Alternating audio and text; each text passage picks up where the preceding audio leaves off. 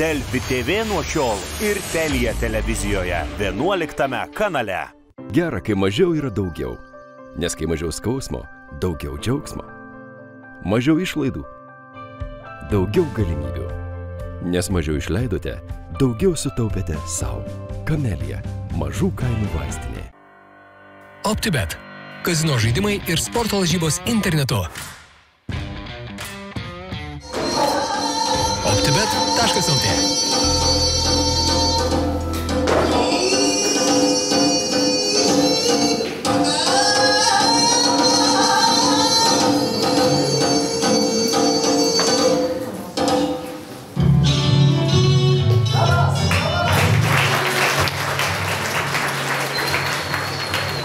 Sveiki Delfi ir Telia žiūrovai, su jumis sveikinasi sporto žurnalistas Linas Josius ir jūsų dėmesį artimiausią pusvalandį kalbėsime apie Japonijos kultūrą, apie sumo imtynės ir mano sportinės formos laidos svečias tai yra sporto žurnalistas iš Japonijos, tai Hiro Morita.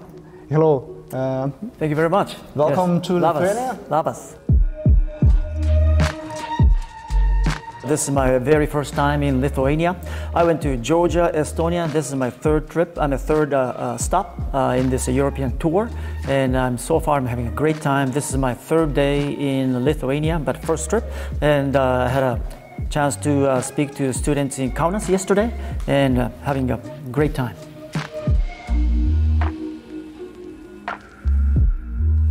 Sumo has a very rich tradition. It dates back 1,500 years. It originally started as a Shinto ritual, which is a Japanese religion. Shinto is a Japanese religion. And so the sumo wrestlers used to perform these bouts in shrines in front of the deities or gods. So what they did was they performed sumo, and in return they prayed for rich rice harvest and also world peace. So that was the beginning for sumo. So that's the difference between sumo and the usual sport. It's a big difference because what they do in the ring, before they fight, they have all these ritual moves. They are all attached to the ceremony or the related to the Shinto ritual. Yeah, religion.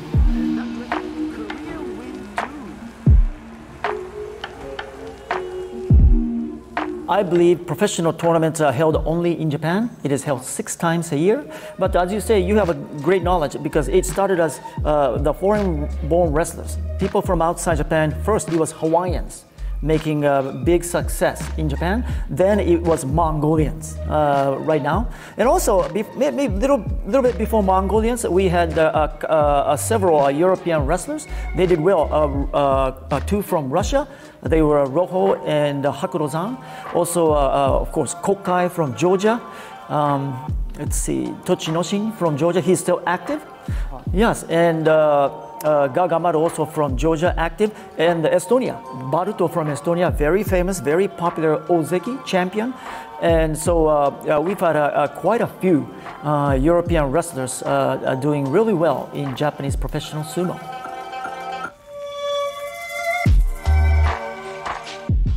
They usually train, they wake up about 5-6 o'clock in the morning, about 5:30, and they start training very early, about 6 in the morning, and the training lasts for about 6 hours. So they train from 6 o'clock in the morning, and it will end at 12 noon. After that, they will have a big meal, and after having a big meal, it is very important for sumo wrestlers to take a big nap, sleep. So they go through this whole cycle of training hard, then eat a lot of food and sleep so they can absorb all the nutrition from the food, and they can also rest for the next day's tournament, next day's practice. So that's the 3 main things that sumo wrestlers do on a daily cycle. In order to become a professional sumo wrestler in Japan, it's kind of simple. You have to be 167 centimeters tall and weigh 67 kilograms. So ordinary citizen, ordinary boy can pretty much enter. But you have to be under the age of 23 years old. Yeah, so you have to be young, but very healthy. But if you're young and healthy and if you're a boy, and it weighs 67 kilos and 167 centimeters, you can enter professional sumo. But once you enter, very hard practice waits for him every day.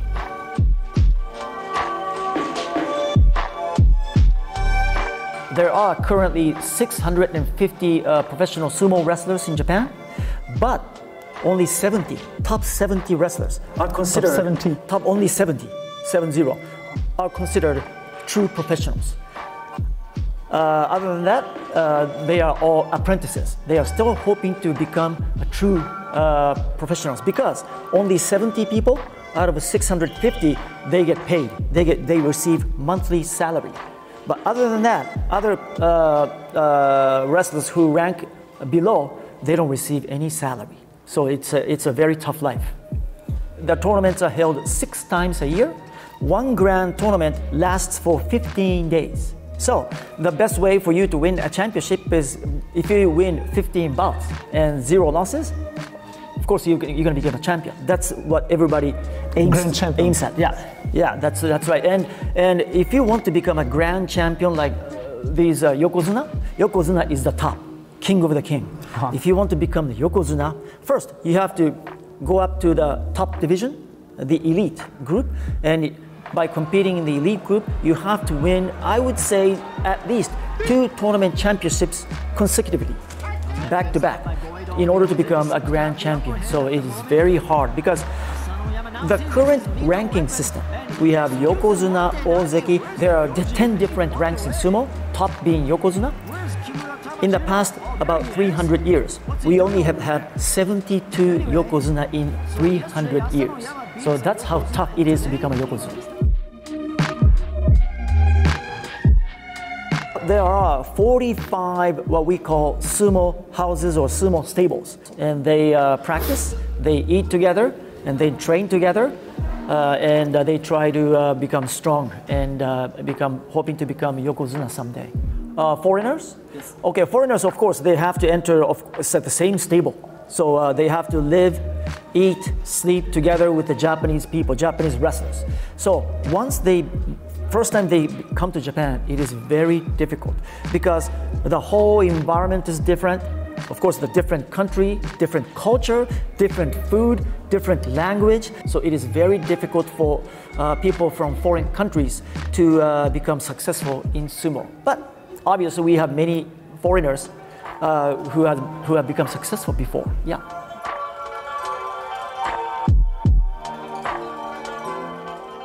Usually, sumo wrestlers are very clean, so we do not have any kind of doping problems. But I would say, let's see, the problem for sumo wrestlers, well, sometimes this only happens very rare, but training is so hard. So the senior wrestlers sometimes kind of beat up the junior wrestlers. And these days, they are very strict. There is a very strict rule prohibiting people from using violence. So that was in the old days. These days, we don't see any of those. But so sumo is becoming more clean, and I think people want to try sumo. Not only the Japanese boys, but a lot of foreign boys want to try sumo these days. So it is a very clean sport. It is the major sport. We call it kokugi, which means national sport. It is Japan's national sport. And the reason why Japanese people love sumo so much is that because it is a very hard sport, very tough competition, because they represent us and hoping for the peace and rich, bountiful harvest.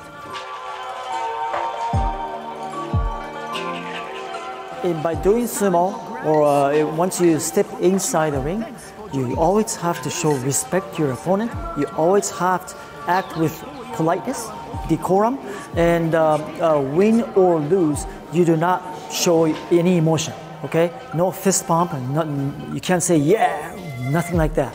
You always have to stay the same because you always have to be nice to your opponent too. And by doing so, you have to remember that you are performing in front of the gods. And you do not want to be rude.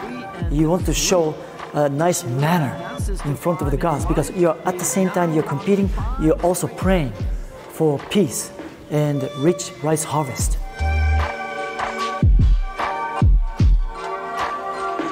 It is a very popular sport today in Japan. So every day the stadium is filled.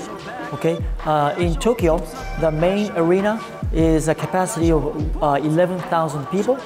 All the seats are gone every day. So it is very popular.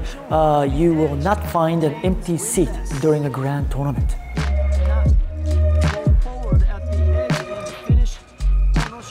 As you saw in the video, sometimes the sumo wrestlers go into the spectator's seat. It is very dangerous. So it's not only dangerous for the fans, but the fans must not carry like umbrellas, must not carry something that could hurt the wrestlers. So they have to be very, very careful because wrestlers sometimes comes right into you because the matches are so hard and the ring is so close to the spectator. But that's what people like to see too. It's very interesting and exciting. So there are not many strict rules, but you usually see the fans always cheering for their favorite wrestlers, and they're always enjoying food, the drinks, the alcohol, the juice, whatever. So they can spend so many hours enjoying the wrestlers' performances or the bouts each day. As I said, it starts at 9 o'clock in the morning with the bouts in the very lowest division, and it ends at 6 o'clock with the highest level bout with the yokozuna.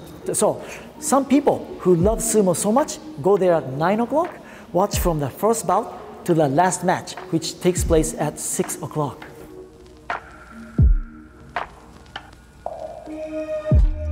If you become a wrestler in the top division, they will have about 2, 3, 4 multiple supporters group established because many fans want to support a particular rikishi or wrestler. Okay, so they could have a supporters group of, for instance, Yokozuna Grand Champion Hakuho. In Tokyo, they could have a big supporters group in Osaka, big supporters group in other parts of Japan. So wherever they go, they will always be supported by this supporters group. They will always treat you nice, and they will always try to support you to try to make you win the championship.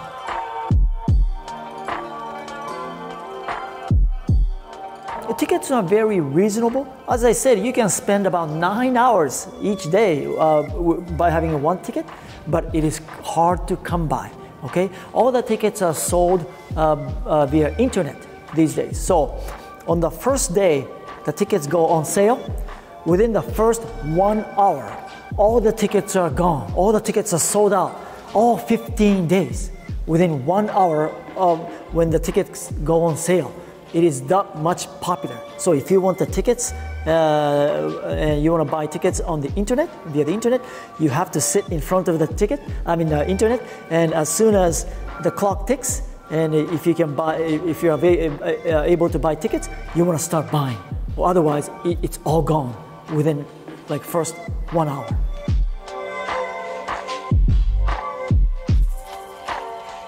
Even if you can buy the advanced tickets, you can always go to the stadium. Each day, they will have about 500 tickets remaining. It's in the way back, in the second level, but still, Sumo Association always leaves about 500 tickets a day so that people can go to the stadium and actually buy tickets. If you want to do that, they will start selling tickets, I believe it was about 8 or 8:30 in the morning, but people line up. So if you go there by about 5 o'clock in the morning and line up for about 3 hours, you will always be able to buy a ticket. So it's available. If you go to Japan, you don't have a ticket, but go to the stadium about 5 o'clock, they will start selling the tickets about 8:30 or 9, I'm sure. It's interesting because there are two types of seats inside the arena. One is called box seats. Okay? In the square box, you can sit 4 people in that box. Okay? Each person will pay about $80. Some tickets are lower than that, some tickets are higher, but about $80 per person in that one box seat. 4 people can sit in this box seat. Now, The other style or other type is just an ordinary chair, those seats. Those are anywhere between, let's say, $30 to about $50. So, pretty reasonable, I think.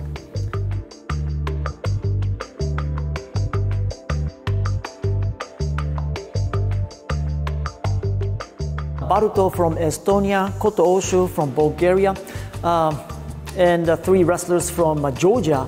Not many people have come to try sumo from Eastern European countries. I've seen some, but as I said, it is very hard to make or become successful in Japanese sumo. But if you have guts, if you have will and determination, I think there is a way for them to succeed. But remember, when you go to Japan, you will have to speak Japanese language. There's no special treatment. Okay, the stable masters, the wrestlers, they will all speak only Japanese. So you have to learn the language, you have to get used to the Japanese food, you have to get used to the Japanese culture, or the whole new environment you have to get used to. So those foreigners, they might be strong inside the ring, but outside the ring, the ordinary living is sometimes is so hard for them to kind of accept. But sumo is still popular, and as you saw, people come to Japan from all over the world to watch sumo. So the questions we received today is that from all over the world, people are texting me and texting not only me, but my company, the Sumo Association, saying there will be 2020 Tokyo Olympics and Paralympics next year, okay? Aren't there going to be any sumo events during that time? Unfortunately not, okay? During the month of August, sumo is always off. There's a grand tournament in July. After that, it's held in September. But I am sure the Sumo Association is thinking about holding some kind of sumo events for the people who come to Japan to see Olympics. Mm-hmm. How about sumo in Olympics? It's a big dream, or it's not possible? It was a big dream. Our goal, Japanese people's goal, or Japanese Olympic Committee's goal, was to get sumo into the Olympic sport, but we failed. As I said, the popularity of people sumo still is very low. Who actually do sumo are very low, so we have to bring that number up. Okay, so I think the International Olympic Committee did not recognize sumo as one of the main sports or one of popular sports yet. We think it is, but I think not only the professional sumo, but the amateur sumo must also grow too. Amateur sumo is very popular in Europe, in Asia, in North America. So I think by increasing those people who do sumo in amateur sumo world, I think eventually we could find a way to make sumo become an Olympic sport.